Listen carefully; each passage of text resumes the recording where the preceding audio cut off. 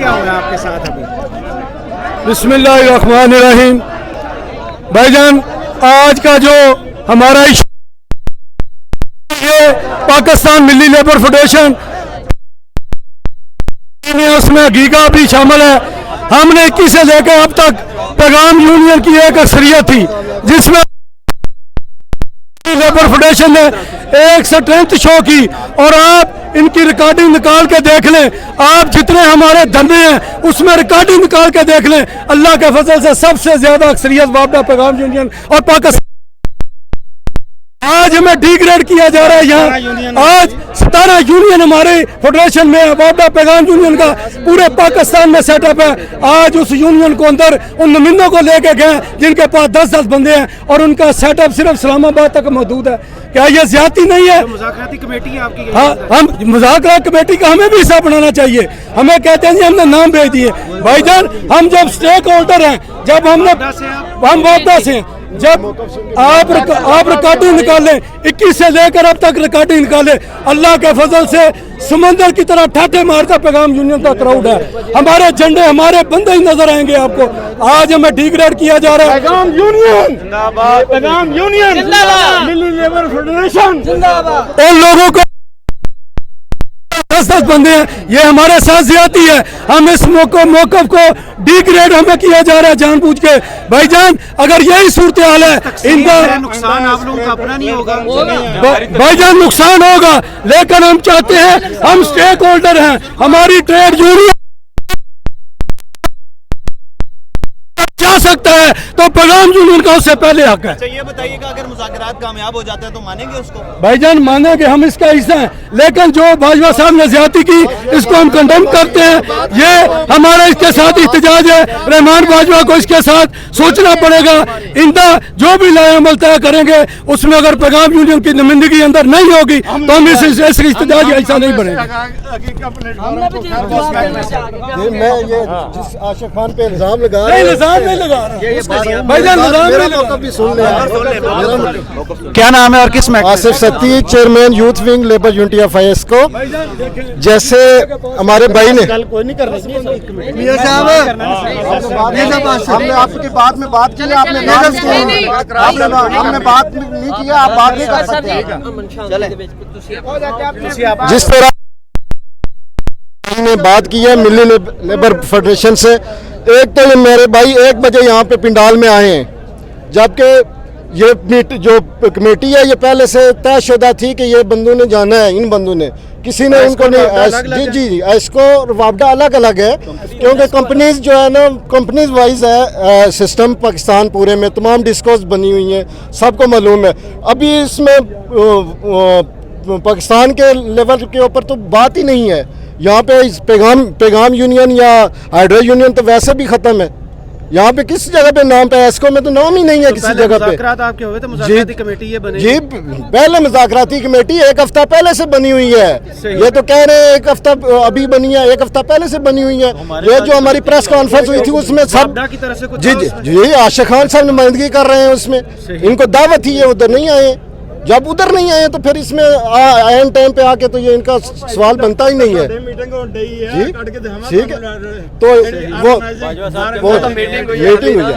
और ये बात ये हैसियत से करते हैं ना, ये अभी साकर साहब इनको पहले रिप्रेजेंट कर रहे थे, अभी ये कर रहे हैं। जब तक साकर साहब करते रहे हमारी उनके साथ कोलिशन रही है, हमारे साथ उन्होंने बातचीत की, इन्होंने हमें रब्ता भी नहीं किया। एस्को की टीम से रब्ता कर लेते ये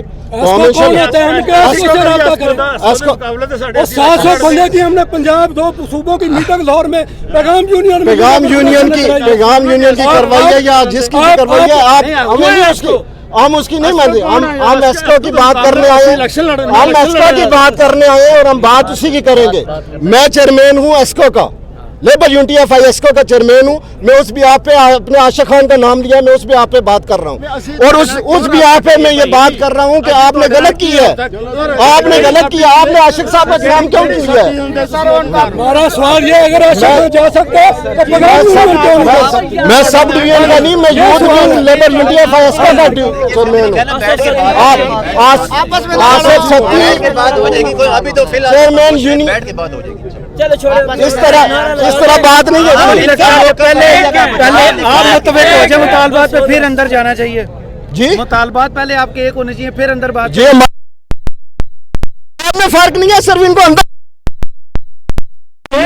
वो लेट आने की वजह से, और कोई वजह नहीं है। ये देर आए हैं और कोई वजह नहीं है, और ये वजह बनी है बस, उसके अलावा कुछ भी नहीं है। बाकी टाइम तय किया है, ये हमारे भाई हैं, हम लेट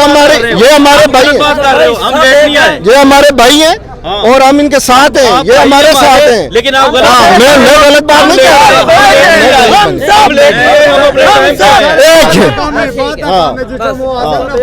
जब बाजवा साहब आएंगे तो आपको क्या से पता चल जाएगा। अस्सलाम वालेकुम। वालेकुम सलाम।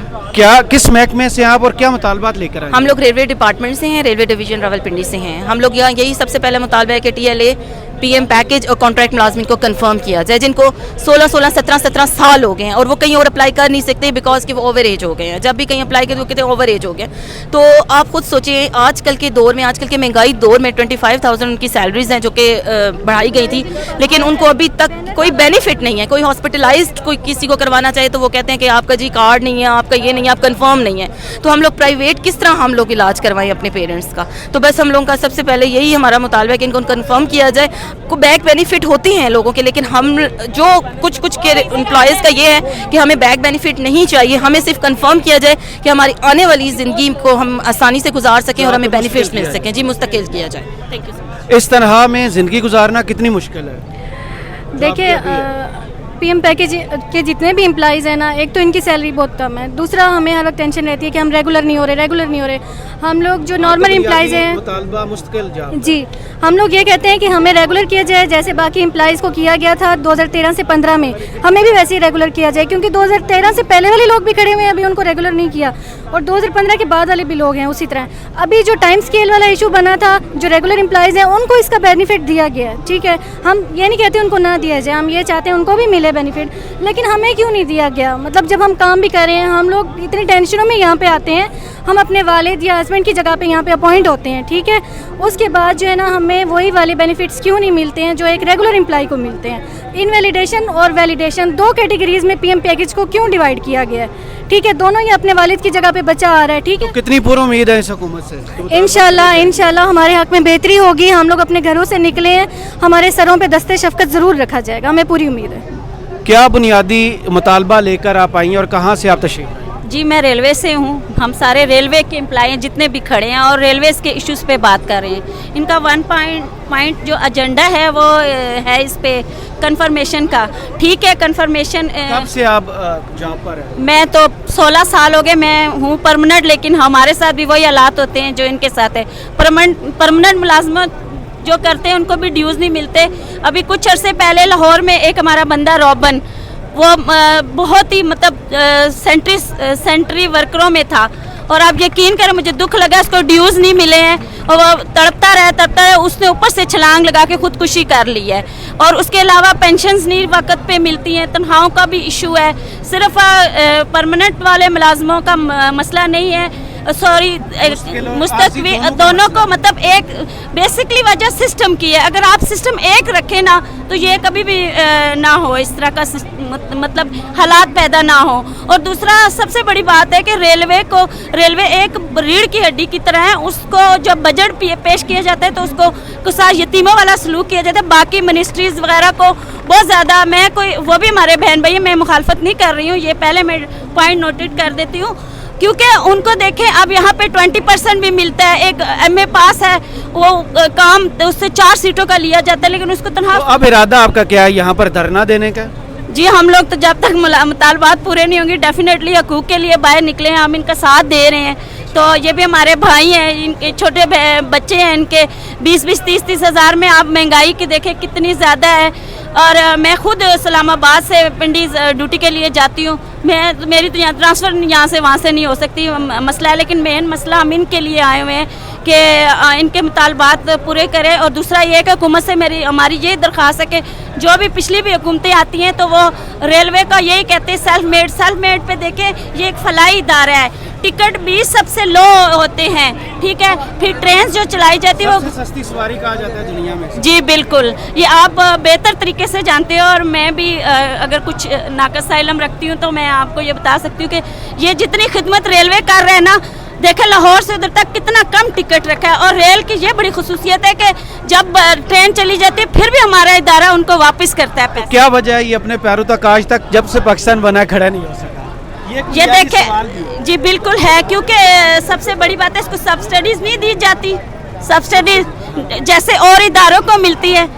बहुत सारे इदारे हैं जिनको 80% मिलती है, 60% मेरा ख्याल है हमारे इदारों को कुछ भी नहीं, बहुत कम दिया जाता है। और हमारे जो ऑफिसर्स हैं बहुत मुश्किल से उस बजट को मेंटेन करते हैं।